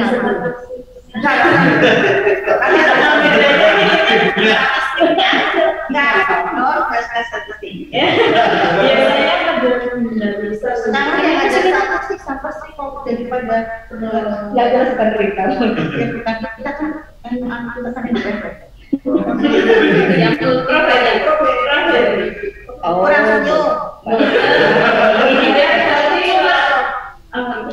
Itu pengalaman S1 yang menentukan suka dan tidak. Ternyata karena di S1 saya dapatnya kualitatif, kuantitatif tidak pernah tidak pernah dapat A. Jadi sudah tidak pernah diajarkan. Frameworknya memang saya mengubah itu hanya karena di RTM. Apa bedanya dari itu? Ada satu kata yang Satu kayak bedain kata dosen saya. Kalau kualitatif itu udah gampang di depan, susah di belakang. Kalau kualitatif bisa begini, bisa di depan, gampang di belakang. Karena kualitatif itu, ini mahasiswa 600 nggak selesai aplaus, tak jangan tak korek kita bisa. Dia tuh eksplornya terlalu hidup, tapi nggak ngerti gimana itu membunyikan si data. Itu susah di belakang. Tadi yang kamu dia kategorisasi gitu ya. Kan gampang ya, terus pertanyaannya dibikin terus tanya di sana kemari ada apa tulisannya ya. Tapi pasti ngoding bingung, pas kategorisasi bingung, pas interpretasi bingung, karena nggak pengalaman juga. Tapi kan dia udah pengalaman, jadi harusnya cepat. Kalau kualitas itu kan konstruksi teorinya tidak seperti ini. Kalau ini kan harus menjelaskan tahapan ini harus habis itu bukunya kayak apa, instrumennya kayak apa. Kan kalau udah jadi nih bukunya jadi tinggal nanti itu biasanya kalau orangnya nggak kreatif bukunya jelek. Ya tapi nggak apa-apa. Saya biasanya tak lihat ini model-model nggak kreatif zaman pakai yang outing, pakai ini. Jadi bikin bukunya nggak cantik. Gimana mau laku nggak lah, dia aja nggak mau lihat tapi kan bukunya kan itu multitasking. Tapi ada bukunya bisa dijual kemana-mana dan bisa kemana-mana. Kalau kualitas itu juga bisa harus sedikit. Pak yang pintar kasih tomat di malam. Sebelum dikasih masukan tinggal pilih. Dan dia karakteristik penulis. Kami memberikan masukan tapi keputusan ada di tangan Bapak Ibu. Kualitas itu biasanya kuat di lapangan. Saya kasih kualitas itu. Kalau mencari duit jangan.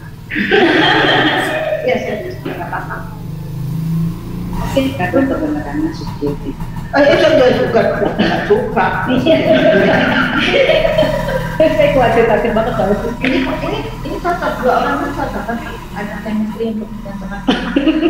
Saya sudah mulai agak bergerak ke kuantitatif karena disebut yang sekarang kuantitatif, jadi ternyata orang kuantitatif itu lebih strategi, lebih konseptualnya kuat. Kalau kuantitatif itu harus punya sense of belakang. Kemudian nanti Pak nggak bisa gitu. nggak apa-apa. Emang begitu harusnya sampai dulu. Iya, Pak Al. Ini kan judul analisis penerapan experiential learning berbasis alam terhadap keterampilan sosial. Pertanyaan pertama saya, tujuannya ngapain sih? Apa yang ingin didapatkan dari penelitian ini? Pertama, itu ingin memetakan bagaimana sih pembelajaran di sekolah alam itu dari sudut pandang experiential learning. Karena sekolah-sekolah alam itu dia merujuknya pada biasanya ayat-ayat Quran, atau ada yang mencoba mengkonstruksi sendiri tanpa dia mengungkapkan secara paradigmatik teori yang digunakan itu apa. Itu yang saya lihat itu gitu, yang di sekolah alam. Jadi itu rumusan pertama, bagaimana eksperimen diterapkan di sekolah alam. Tapi rumusan masalahnya apa? Oke, terus mata Oke, iya kan apa sih yang mau didapatkan? Kalau seperti itu, apa bedanya dengan case study? Kalau fenomenologi, kalau di Creswell itu dia tidak menyebut fenomenologi, hanya tiga, etnografi, case study, dan etnografi. Nah, cuma itu. Creswell tahun berapa? Creswell Tahun berapa? Yang baru.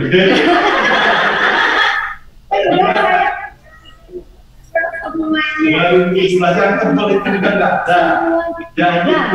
Yang tipis itu ada satu paragraf. Dia tidak menyebut gitu. Terus di bedanya bumi. Pakai kalimat tertentu. Bedanya apa dengan case study? Kalau tadi tujuannya seperti tadi. Kalau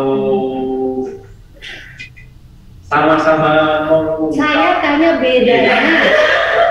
bedanya begini. Nggak lulus satu, nggak lulus dari fenomenologi. Dia harus ada prinsip epoke.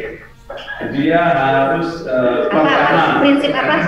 epoke, yang menahan diri, mengurung breaking istilahnya. Jadi kalau pendekatan Russell itu biar data bicara sesuai dengan data itu. Itu teori. Sekarang meaningnya di lapangan dengan judul ini. Di lapangan. Jadi begini, selain mengungkapkan model experiential learning yang ada di sekolah alam, sama yang kedua, sekolah alam seluruhnya orientasinya pada keterampilan tujuannya, keterampilan terus dalam visi dan latar belakangnya menjadikan kasus-kasus terkait dengan kekerasan, kemudian dan aspek-aspek lain degradasi moral. Dan saya ingin melihat apakah pernyataan mereka, jadi korespondensi pernyataan mereka sesuai nggak dengan kenyataan, dengan perdebatan. Nah itu melihat membuktikan dengan modelnya Aristo, korespondensi. Salah. Itu masih case study. Itu case study. Jadi fenomenologi itu lebih ke bermaknaan, pemaknaan secara subjektif. Kita kan kualitatif itu menjawab how dan what. Nah, how-nya itu loh. Jadi proses experience learning-nya itu seperti apa, sehingga dimaknai sebagai pendekatan yang oke di sekolah-sekolah itu. Ya, dan kita tidak melihat dari keunikan dari sekolah alam, bukan, itu kembali lagi nanti ke case study. Itu jadi sentral fenomena yang ada di kualitatif itu harus kuat gitu loh, harus terlihat. Makanya tadi saya tanya, kalau ingin dilihat, mau melihat keunikan, kelebihan, bla bla bla dengan proses experience learning, itu nanti jadi case study larinya. Jadi memang itu tadi betul kata Prof. Irin, memang apalagi kalau di S3 itu harus mendalam banget gitu. Ini dan nanti saya akan mengejar interpretasinya karena ini lebih ke bermaknaan untuk fenomenologi. Ini analisisnya pakai apa? IPA, interpretative psychological phenomena, atau apa? Karena prosesnya itu akan sangat terlihat kuat. Nah, jadi monggo bertapa. terus saya yang repeating gitu ya, untuk merevisi fenomenologi. Jadi Ibu bicara seperti itu, saya baru memahami arti mengurung diri atau menahan diri dari peneliti terhadap data yang atau yang dilihat. Karena saya mendekatinya dengan struktur pemikiran tertentu. Iya, oke. Jadi pokoknya itu aja gitu. Mana tadi bilang susah ditebak. Ya. Gampang ditebak. Dia cuma ngumpulin nggak Iya, dan meaningnya tercari. iya, dan semuanya itu akan mengerucut kepada research question. Kenapa itu penting gitu dimunculkan? Itu yang dipertanyakan. Nah, research question itu kan berbasis dari hal-hal yang sifatnya dalam. Kita melihat ada satu kelebihan apa sih dengan experiential learning. Tetap sih pertanyaannya agak-agak mirip dengan yang kuantitatif. Kok bukan problem based learning? Kok bukan ini? Kok bukan ini? Ya gitu. Nah, jadi tolong dikuatkan betul Pak Al, kalau seandainya memang mau kualitatif, jeglongannya banyak. Kalau seandainya kita meleset, akan meleset sampai ke itu tadi, interpretatif psychological phenomena, ya, lebih APA-nya fenomena analysis ya belakangnya. Nah, jadi itu betul-betul harus kuat kita mempertahankan itu. Ini kan kami fungsinya menggelitik gitu ya. Yang kedua dari judul, why you choose social skills, not competent skill, social competence. Kenapa memilih social skill, bukan kompeten, social competence?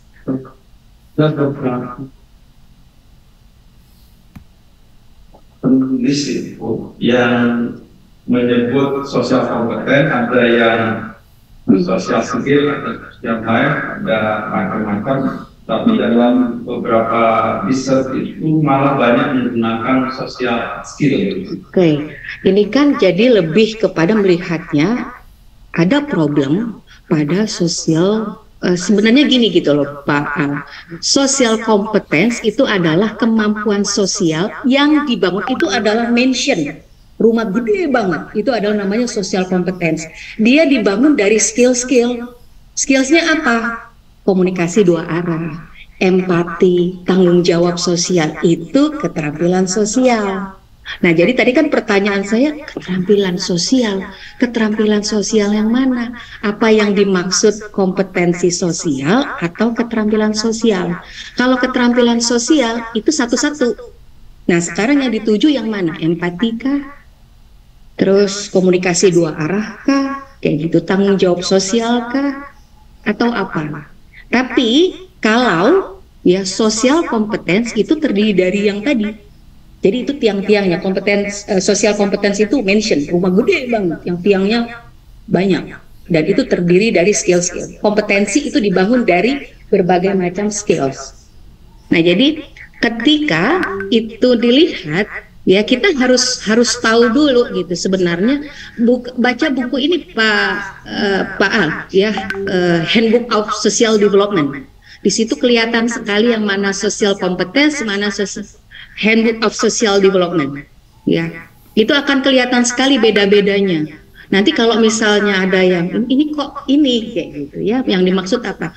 Jadi kalau keterampilan sosial mungkin langsung disebutkan apa empatinya atau apa gitu. Yang betul bangunan teori sosial kompetensi itu begitu, gitu ya. Nah, itu tadi pertama berpikir apakah memang betul-betul fenomenologi, dan saya akan memang bisa mengerucutkan sampai menjawab pertanyaan-pertanyaan penelitian yang saya maksudkan. Jadi kalau setahu saya semua fenomena yang ada itu nanti akan dikerucutkan sampai pada akhirnya perlu menjawab research question. Itulah kualitatif, lebih gitu. Ini bagaimana variasi pendekatan. Ini kayaknya bukan begini deh. Karena ini kalau mau ngomong begini ini bisa bang gitu. Gitu ya, gede banget gitu. Gimana? Ada dua. Bagaimana pola penerapan experience? How dan what? Pakai PPT tadi aja Pak Al. Ini mah Bukan Mas. iya, ada tadi di PPT itu loh. Oh, oke. Diubah dikit ada makna-makna. Ya pokoknya kayaknya jatuh cinta sama kualitatif. Nggak apa-apa, tapi tanggung jawab. Nah, bagaimana Bagaimana pola pembelajaran di sekolah alam? Tapi di sini dari awal udah menyebutkan experiential learning yang akan diinikan. Gitu. di next apa mas kalian? Jadi menanyakan bagaimana kalau memang gitu ya external learning diterapkan di sekolah, apa mana itu nanti diberikan lagi pertanyaan. Jadi pertanyaan besarnya dimunculkan. Tadi aku bikin rumusan pertanyaan teorinya kayaknya bukan kayak gitu deh, ntar kayaknya bikin pertanyaan. Itu agak pas. Yang itu bu antara rumusan sama pertanyaan. Rumus. Coba yang B, yang B. Itu kan C, fokus dan rumusan. Identifikasi. Ya, judulnya di atas apa Pak Al? Identifikasi masalah. Berarti kita mengidentifikasi berbagai macam masalah yang ada di depan. Pertama, keterampilan sosial semakin dihargai dan menjadi keterampilan utama. Masalahnya apa? Bukan masalah. Jadi masalah itu kan yang tidak seharusnya. Yang kedua, keterampilan sosial, karena C itu akan muncul dari B. Ya kan, jadi kesinambungan begitu. Yang dua, keterampilan sosial memiliki dampak yang signifikan. Memang bagus kok dijadikan masalah. Tiga, di dunia kerja keterampilan sosial menjadi atribut penting. Bagus, ngerti kabeh. 4, pengembangan keterampilan membutuhkan. 5, sekolah. Gitu. Terus Bapak masalahnya apa? Ya, Pak, tanahnya gampang.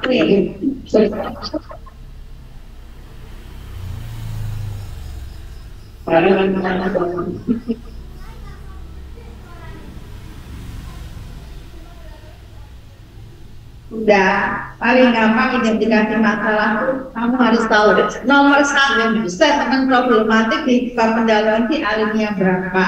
Itu cara C-nya. Karena gini, orang suka tiba-tiba tuh, aduh ini juga masalah deh. Dan statement kalimat kita positif semua.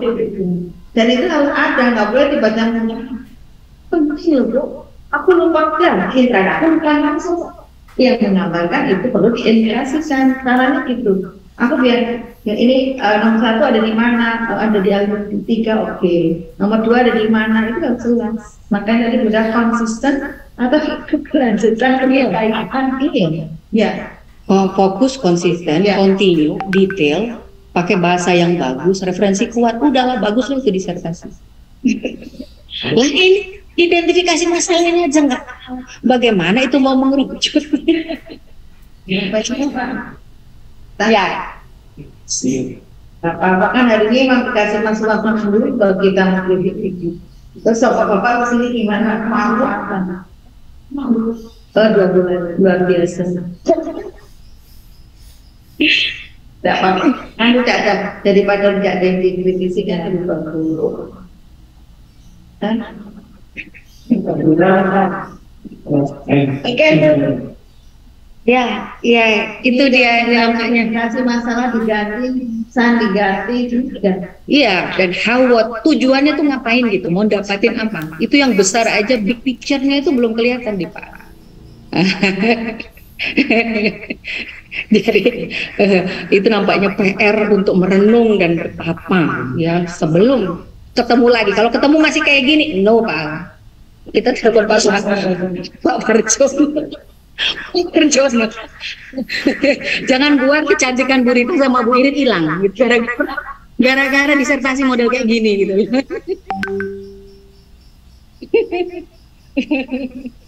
Ya, ya Pak, memang tugas kami seperti itu ya.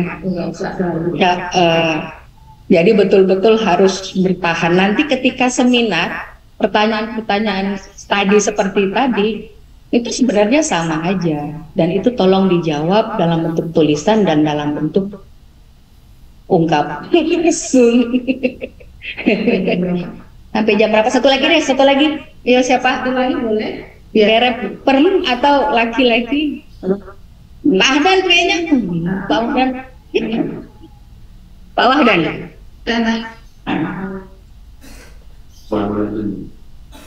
Lagi.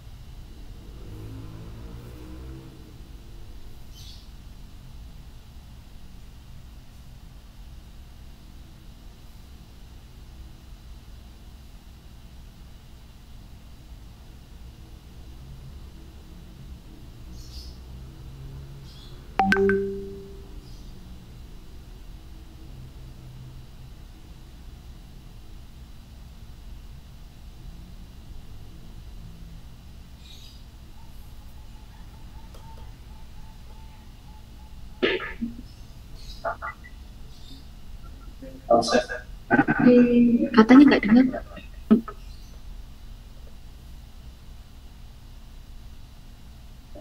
Oke, sudah? Ya. Baik. Nah, jadi konsep umumnya adalah untuk melawan kekerasan, baik itu struktural, ketidakadilan yang melekat, dan kebutuhan untuk mendidik guru maupun siswa.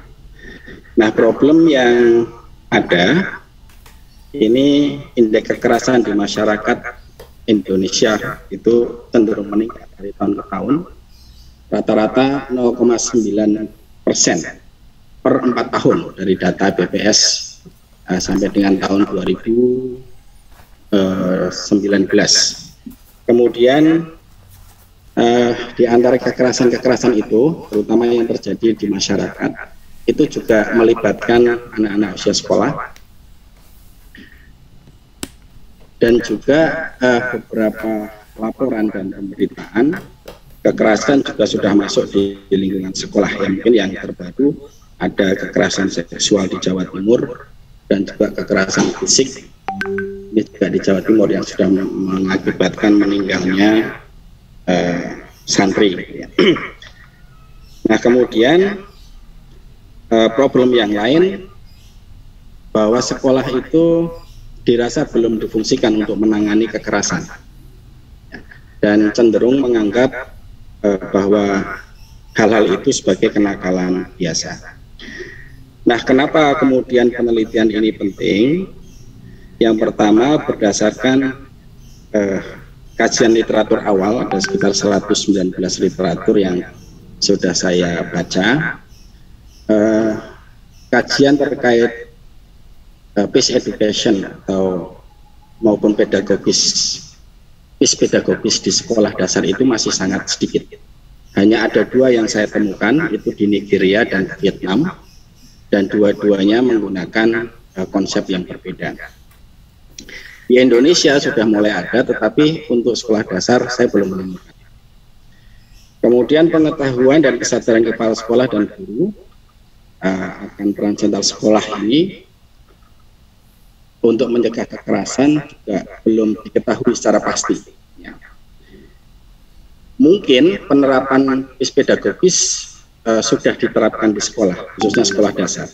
Tetapi itu semua belum tergambar secara konseptual dan sistematis sehingga bisa memberikan satu arahan buat pendidik di sekolah dasar untuk mengutamakan, ya, terutama yang mempertimbangkanlah aspek-aspek pencegahan kekerasan ini. Nah, fokus penelitian ini pada eksplorasi lapisan sekolah dasar yang ada di Surakarta, baik untuk narasi kekerasan dan cara menangani kekerasan. Sehingga rumusan masalahnya ada 6. Yang pertama adalah bagaimana narasi kekerasan itu terjadi di sekolah, kemudian bagaimana pengetahuan dan keyakinan terhadap jenis kekerasan di sekolah dasar di Surakarta, kemudian bagaimana aspirasi tentang sikap anti kekerasan di sekolah dasar, bagaimana pola perencanaan pedagogi perdamaian di sekolah dasar, bagaimana pola implementasi pedagogi perdamaian di sekolah dasar, dan yang terakhir adalah mengetahui pendukung dan penghambat dari implementasi ini. Ya, tujuannya ini menyesuaikan dengan rumusan tadi, kemudian manfaatnya juga ya seperti itu. Itu aja, Bu. Ini multi kasus, Bu.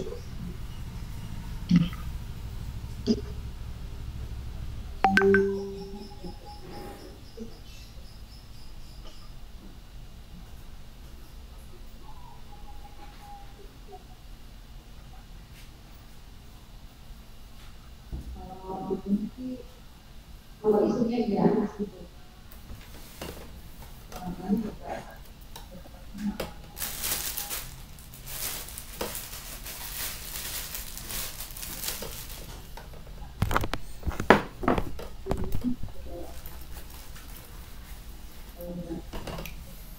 ada sebenarnya dengan berbagai jenis sebagainya. Memang kekerasan itu menjadi fenomena yang semakin meningkat dari secara formal.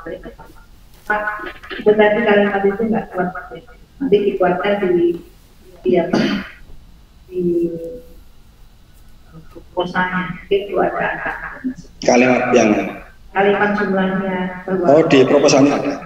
Ya. Terus, cuma persoalannya tadi di sekolah dasar, kasus sekolah dasar mungkin angkanya belum kelihatan risetnya belum banyak, makanya itu harusnya nanti ada semacam perdebatan secara empirik bahwa data atau kotak yang belum efektif. Kemarin kami juga wakili sekedar sharing dari fakta kami dengan pelatihan itu juga dari dinas itu mengatakan keliling kenapa kok yang dilatih hanya guru-guru SMA, sementara di Jakarta kami juga di SD itu sudah mulai banyak kasus kekerasan. Itu saya hanya menyampaikan bahwa dari dinas ada juga membutuhkan waktu pelatihan yang karena begini. Artinya substansi problemnya oke, kemudian rumusan masalahnya juga sudah mulai mengikuti kualitatif banget gitu ya. Cuma nanti mau ngambil SD-nya seperti apa metodenya, kalau berarti kan ada beberapa SD, nah ini mohon pertimbangannya nanti di metodenya harus pemilihan kan tidak hanya satu sekolah karena akan membutuhkan Surakarta, jadi bukan kasus, jadi satu setting ya. Kenapa di Surakarta itu juga kenapa tidak mengambil misalnya kota yang memang tingkat kekerasannya tinggi, nanti mohon ya nggak apa-apa Surakarta mungkin termasuk diambil kota yang tingkat kekerasannya rendah juga masih best practice kan kita kan juga Surakarta itu peringkat 5 besar Jawa Tengah. Ya. Oke. Untuk semua level ya. Masuk 5 besar. Bisa 3. Jadi pertama itu Makassar, Jakarta, Jogja. Itu aneh sebenarnya maksudnya kan ada satu equation kenapa di tengah-tengah budaya yang sebenarnya punya budaya yang sangat luas ada itu menarik, bisa sangat menarik. Tadi kenapa pedagogi ya di sana juga kalau rumusan masalahnya itu bagus sekali lagi. Kalau saya sih saran dari besarnya oke ya.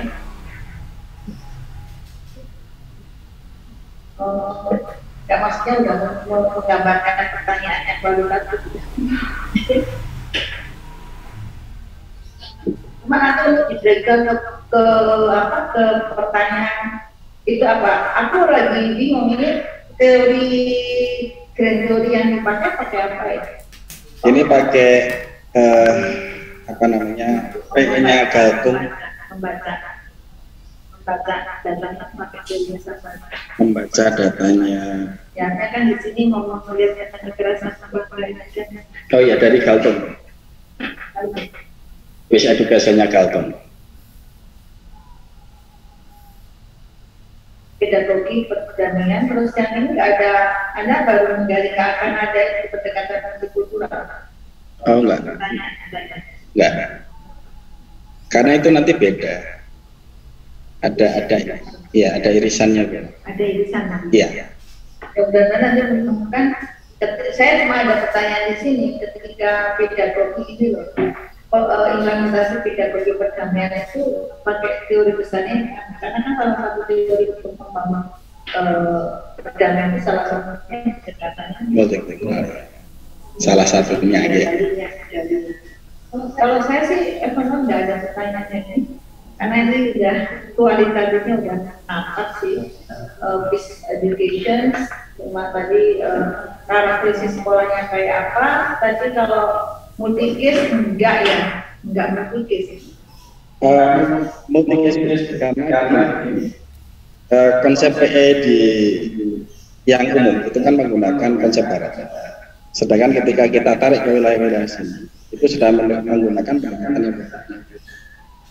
Jadi nanti ada sekolah. Tadi tadi settingnya mau ngambil di mana sih? Ya. Itu gimana?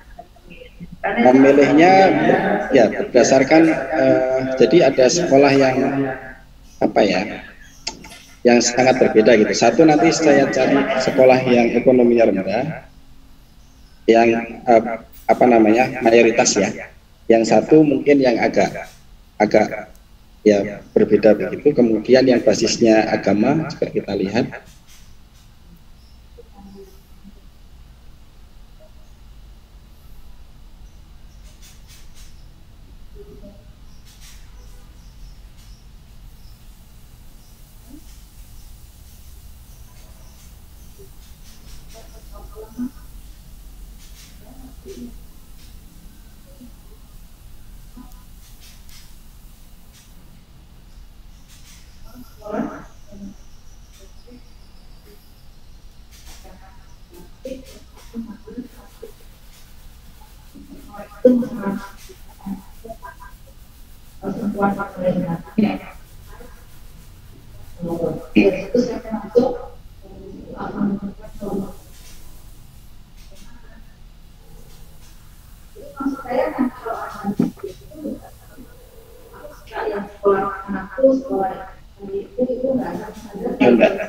Ya.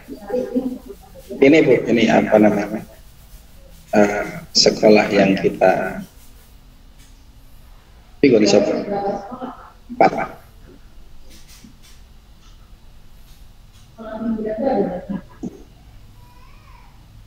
Kanan di kiri. Aku ketularan juga loh.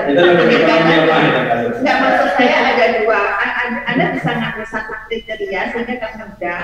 Tetapi itu kriteria itu input di dalamnya gitu. Maksudnya ambil rankingnya atau mungkin dari data dinas yang bukan akademiknya gitu, itu lebih enak. Ini kalau pinggir yang mana nih? Pinggir kanan, pinggir kiri, gitu. Ekonomi kuat itu kan ada satu sekolah, yang mana yang diambil. Karena maaf, satu sekolah itu bisa punya dua kriteria, gitu maksud saya. Jadi kalau nanti dipikirkan aja Pak, yang penting ambil 3 sekolah itu apa? Kalau 4 sekolah itu berarti ceritanya ada 4. Itu sulit. Mending kamu ambil satu kriteria, tapi nanti kriteria itu saya basis biologi, sekolah negeri, itu lebih jelas. Negeri yang ini gitu. Kalau ini aku agak susah Mas. Pakai ekonomi lemah, sekolah pinggiran, ada juga sekolah ekonomi lemah, pikir mana, pikir kali sih. Aku malah dirumuskan. Oke, itu aja sih Pak. Untuk masalah aku suka jadi pedagogi perdamaian itu sekarang masih dicari. Kenapa saya ngomong, Bapak mohon maaf, Bapak harus belajar tentang pendidikan multikultural. Itu biasanya ini gitu sama Bapak Rindu. Saya kan ngajar pendidikan multikultural. Dan saya sekarang punya satu mahasiswa, hanya satu. Lepas mundur aja deh daripada aku semangat. Jangan Bu ini, jangan. Jadi kalau kuliah itu kita berdua, iya langsung. Kadang ada teman-temannya gitu follow, privat dia tetap senang. Dia merasa karena dia disertasinya ada satuan pendidikan multikultural. Jadi dia akan mematahkan. Jadi dia nggak mau jadi. Pokoknya kalau konsen berdua akan masalah. Karena itu penting Mas. Kalau Anda punya perspektif multikultural akan lebih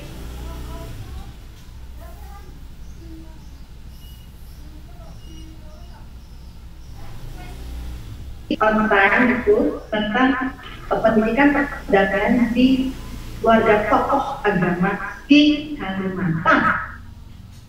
Itu temuannya menarik. Jadi dia ngambil tokoh agama Islam, Kristen, Buddha, terus semuanya ini kualitatif banget. Mungkin aku aja nggak sama. Ini contoh. Jadi saya juga ada. Nanti silakan kalau mau pinjam silakan. Maksudnya saya sudah bimbing tentang Peace Education dalam keluarga tokoh agama di Kalimantan, ada Sukman. Itu sangat rentan dengan konflik, tapi ambil tokoh Kristen juga itu gimana pandangannya Peace Education, ujung-ujung narasinya ada pendekatan multikultural. Jadi itu harus kuat. Sebelum makasih cukup.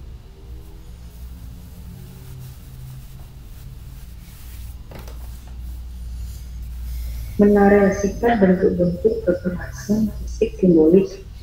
Terus definisinya pedagogi sebentar. Tujuannya ini menarasikan bentuk-bentuk kekerasan, mengeksplorasi pengetahuan dan keyakinan knowledge, values, trait, attitude, melakukan pemetaan pola perencanaan pedagogi berada di sekolah dasar di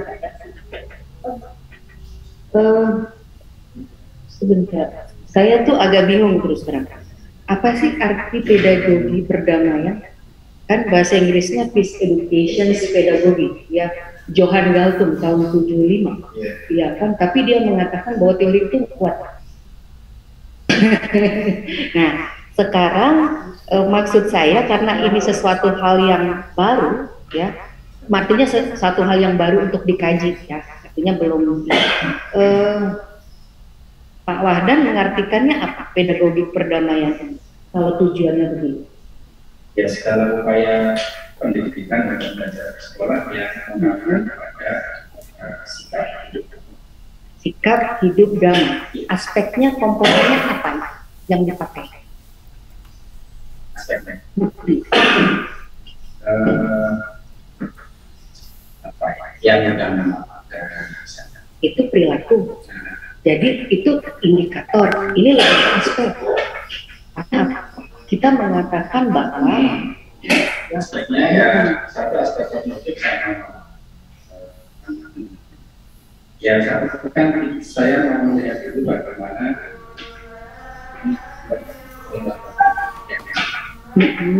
di kognitifnya kita lihat, kemudian nanti dalam implementasinya juga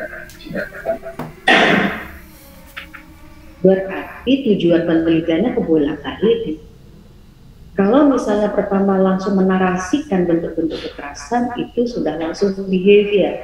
Pertama tadi sebenarnya itu adalah kalau mau pakai yang si Galtung itu, setahu saya, yang pertama itu adalah values, kemudian knowledge, kemudian traits, ya, kemudian baru behavior. Nah, behavior itu bentuk-bentuk kekerasan yang terjadi di sekolah. Berarti ini nampaknya kebolak-balik.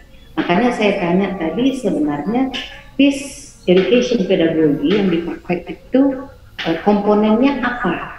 Sehingga ini kan kualitatif lagi, mengerucutnya kan ke arah sana. Jadi sejalan gitu loh. Jadi komponennya itu. Kalau pertama langsung menarasikan bentuk-bentuk kekerasan, ini munculnya dari mana ya?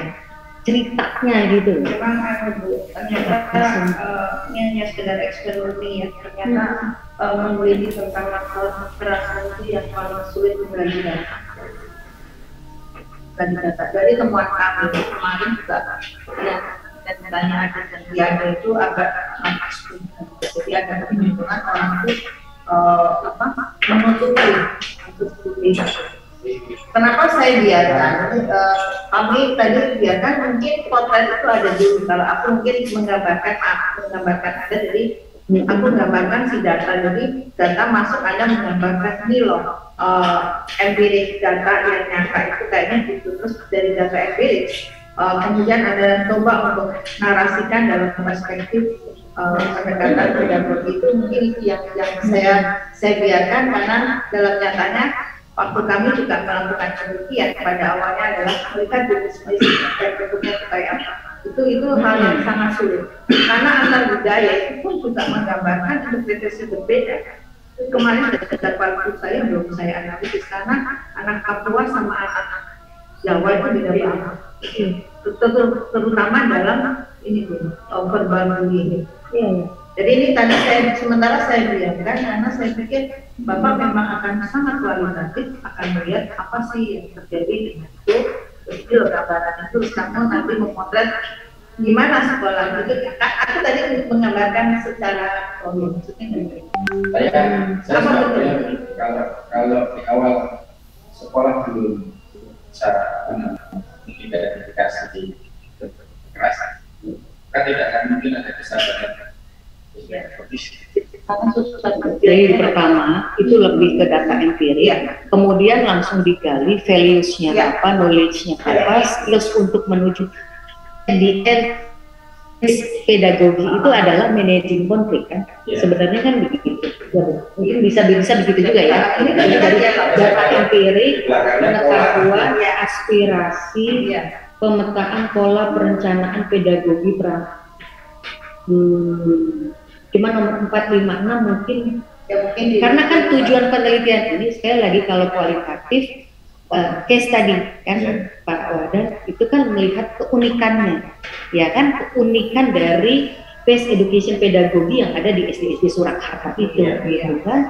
Berarti ada data empiriknya dulu, terus baru bereksplorasi karena ada kekerasan seperti ini, values-nya gimana sih, knowledge-nya. Nah sekarang levelnya mau di level apa? Level student-nya, kebijakannya, atau teacher-nya. Nah itu dari aku riset, aku udah melakukan sekalian karena aku sudah ada intinya, tapi kan kami mengatakan bagaimana kebijakan SDG ternyata akan efektif kalau dijalankan makro, mikro. Ya, kalau cuma mikro nggak bisa.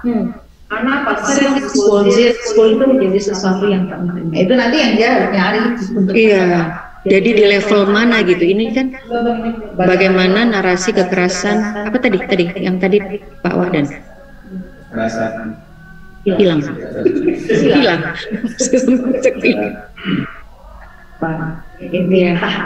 Iya, semakin mengerucut gitu.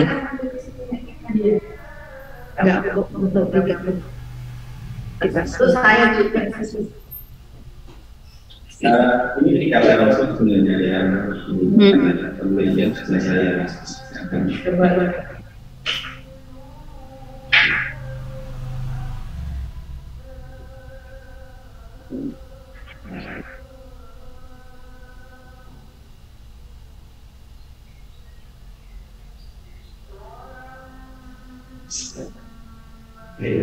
selamat ya. Bagaimana narasi yang terjadi di sekolah, lakukan guru, staf sekolah, siswa. Jadi semua level ini, semua peran, semua pihak di situ. Artinya dari siswa, guru, sama kebijakan ini pun. Bagaimana pengetahuan kepala sekolah, bagaimana pengetahuan dan keyakinan nanti. Oh, iya, bedanya apa sih? Nah, kenapa enggak? Iya, supaya Iya. itu nanti mana itu baru dilihat, mana itu ada yang artinya ke sini, ini nanti enggak. Menurut saya kekerasan itu akan dengan jenis, bentuk, terus apa? Itu lebih luas pertanyaannya. Apa sih mana kekerasan? Iya. Bagaimana aspirasi, yang pengetahuan dan keyakinan tadi itu sebenarnya trait dari sikap munculnya seperti apa gitu. Jadi dia memaknai dari interpretasi dia seperti apa gitu. Dan sikap anti kekerasan. Sama-sama kita tahu lagi, Mas. Ini harus dijawab KP. Berapa tahun mau lulus Pak Wadan? Kayak itu disuruh di. Mungkin ada di level. Jawabannya mendalam ini. Coba nanti kita. Iya. Intinya oke. Cuma pertanyaannya mungkin lebih besar.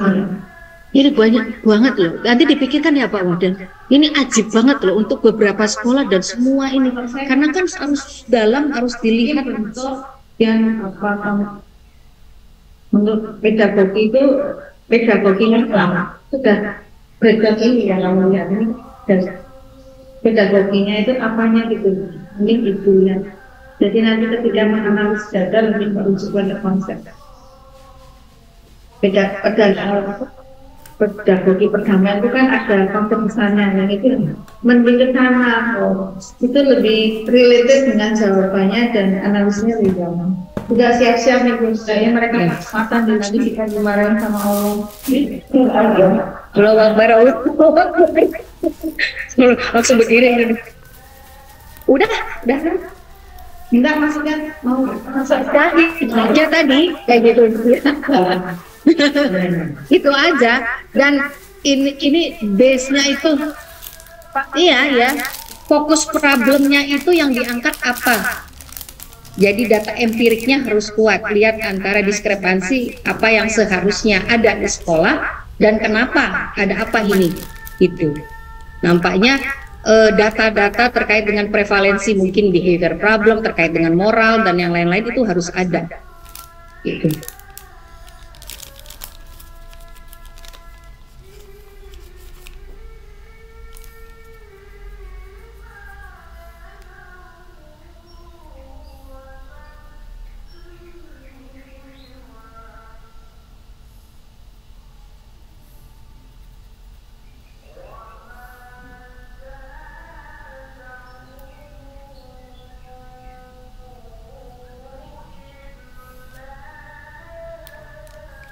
Ya, baik, terima kasih. Kita ketemu Selasa malam jam 19.30 ada yang back gitu ya, online karena itu saya bertugas jadi reviewer di review terkait dengan beasiswa dalam negeri, dalam dan luar negeri khususnya.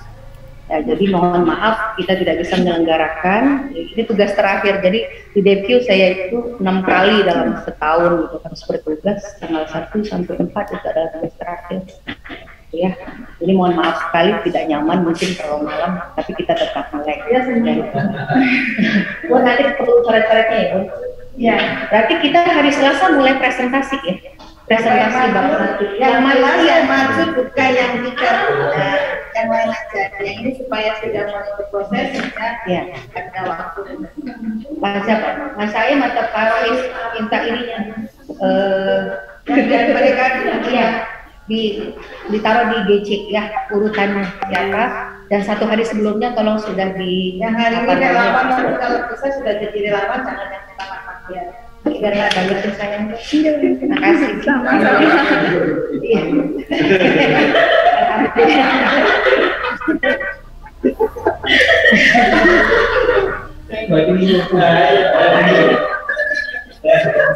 Alhamdulillah, matur nuwun semua, baik yang di Zoom gitu ya, mudah-mudahan tadi ketangkep ya, yang di Zoom, maafkan kami sedang di Jogja ya, maafkan.